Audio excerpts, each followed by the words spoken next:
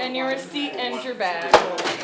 If you're age 21 or older in Washington state, it's legal to buy up to an ounce of marijuana and use it out of public view. But growing pot for recreational use at home? Sorry, that's a Class C felony. It just seems silly to me. State Representative Brian Blake, the Democrat from Aberdeen in the 19th Legislative District, says it's high time our state's home grow law was changed. People should be allowed to be self-reliant. Blake's House Bill 1131 would allow adults to grow 6 marijuana plants at home, up to 15 plants in a single housing unit with 3 or more adults. Already got some buds starting to sprout up. Plants would have to be marked with the grower's name, date of birth, and address. And landlords could ban such grows if they choose. Blake says, in a state where 56% of us said yes to legal pot 7 years ago, and where home brewing and winemaking are lawful activities, legalizing home grows simply makes sense. We have a huge opioid problem and a homelessness problem. Let's focus on those areas instead of folks that are functioning and doing well in society. For us, it's not a good idea. Captain Monica Alexander handles government and media relations for the State Patrol. And she says enforcing the 6-plant rule would be a challenge. How do we regulate that? How do we know or don't know that they don't have more?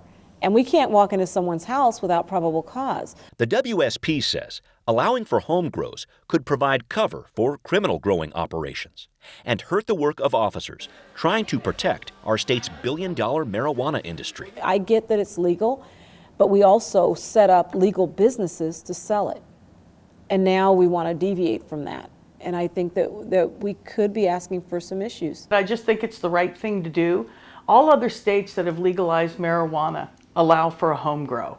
Republican State Senator Maureen Walsh of Walla Walla points out, of all 10 states that have fully legalized pot, Washington is the only one where non-medical home grows are still illegal. If we've legalized this product and we've legalized this industry, we need to move forward productively with it. Walsh says she supports law enforcement, but with her companion bill, 5155, she wants to send a message that police efforts to resist home grow legislation could backfire. If they over-regulate or if they continue to fight against this industry, is they are going to find that this industry will return to the black market, and then we're really going to have the crimes that are associated with that rampant. We wouldn't be able to have the resources to enforce it.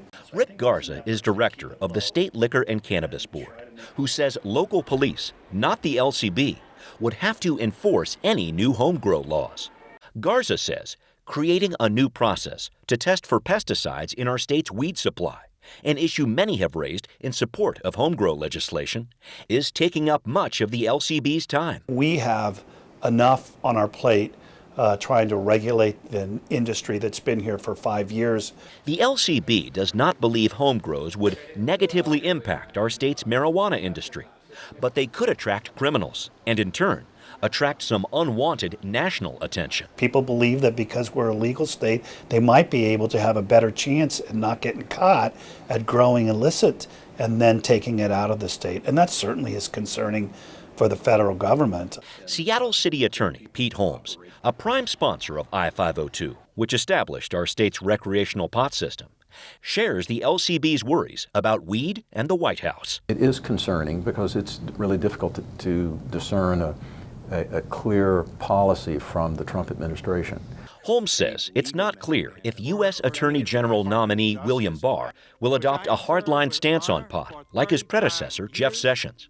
But Holmes says protecting this Washington's marijuana system is critical. I support vigorous enforcement of anything that's undermining the state process. But he believes if the state system is regulated properly, home grows shouldn't be a problem. This is a plant that even George Washington cultivated, and if people want to grow their own, what's the harm in that?